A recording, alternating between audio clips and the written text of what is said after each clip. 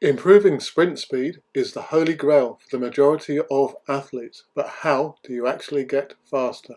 I'm Coach John Shepherd, and we're going to take a look at crucial sprint biomechanics.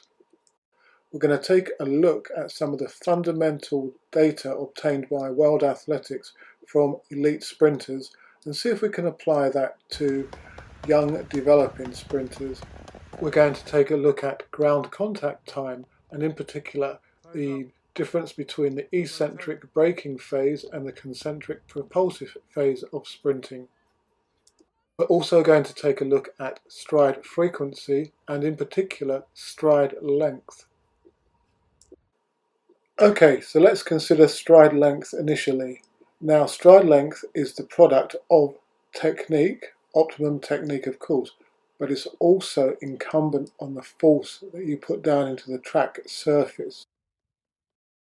Of course, ground contact time is also crucial. When your foot strikes the ground, there will be a braking and a propulsive segment. These broadly reflect the eccentric and concentric aspects of muscular action, a lengthening and a shortening one. When your foot hits the ground, the muscles of your ankle, knee and hip will go on stretch, and then they have to break your downward momentum, your strike on the ground, before going into a concentric shortening contraction to push you, to propel you forwards.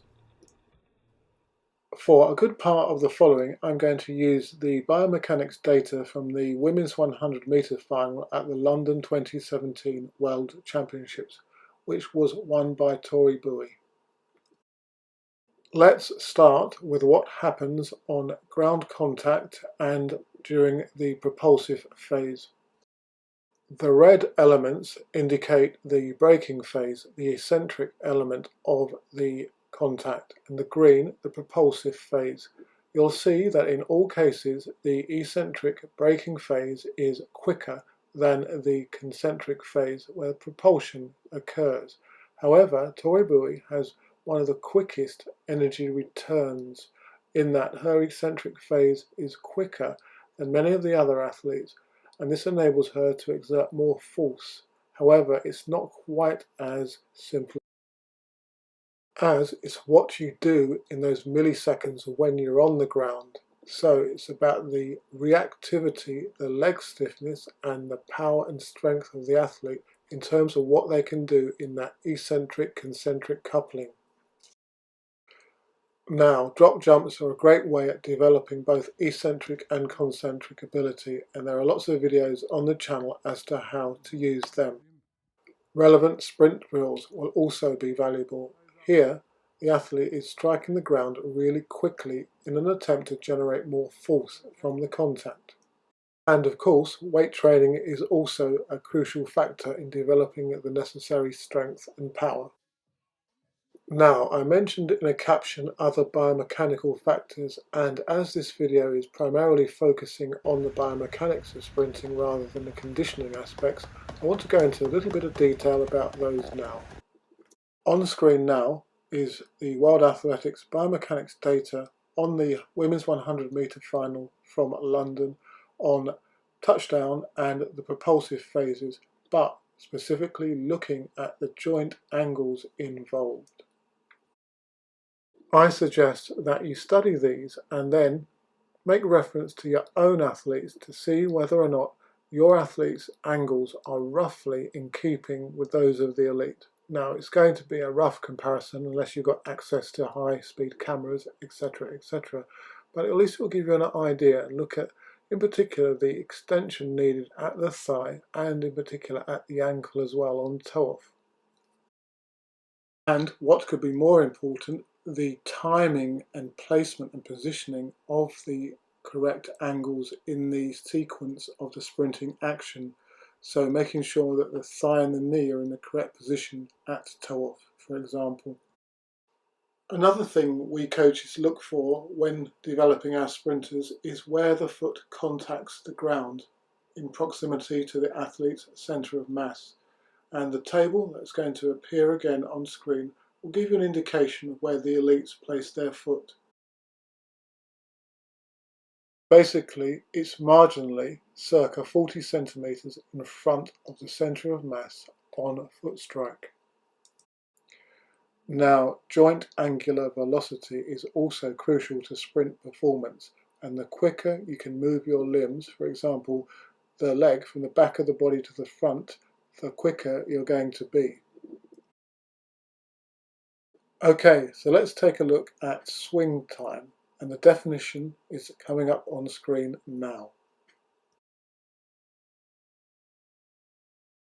Note that the entire swing phase has been divided into two parts, the recovery phase and the drive phase.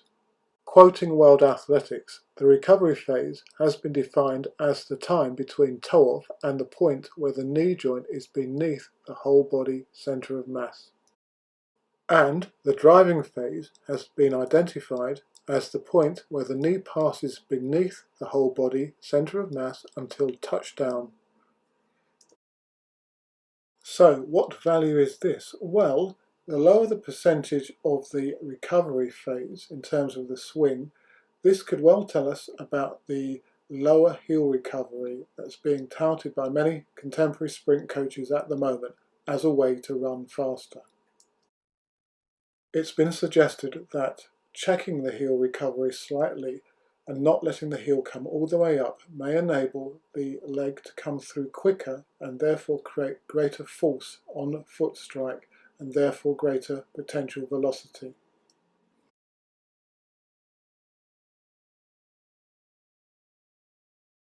Okay, let's take a quick look at the rise and fall that occurs in sprinting, and again it reflects the eccentric, concentric, braking propulsive phases of the event.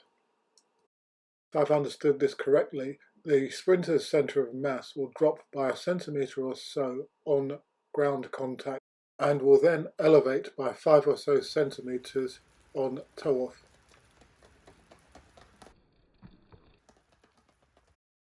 One thing that you will notice throughout the research is that there's a lack of symmetry between the left and right cycles, leg actions and displacement of the centre of mass, for example, between the elite women's sprinters studied. Now, this was something that I was particularly interested in as one of my athletes was biomechanically tested and the asymmetry was quite noticeable between left and right legs. So I went in search of trying to find out whether this actually mattered, and I discovered some Norwegian research which looked at good standard sprinters and tested 22 various sprint variables, and it was discovered that in about 14 of those there was a distinct asymmetry between left and right sides of the body when sprinting, for example, but this did not have a detrimental effect on injury or even potentially performance. And one other thing I wanted to add was the differences between males and females. Much of this research is focused on female athletes, sprinters, elites. However, it appears that at pound for pound, height for height, taken into account considerations, there's not actually that much difference between males and females in terms of contact times, stride length and step frequency. It's just that men are more able to exert more force in their sprinting and hence able to generate more speed.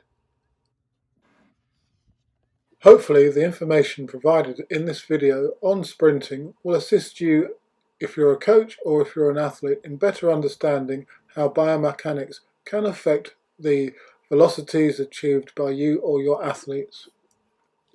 As usual, good luck with your training and competitions, and do subscribe to the channel and leave any comments you may have in the section below or through my other social media. Set, go!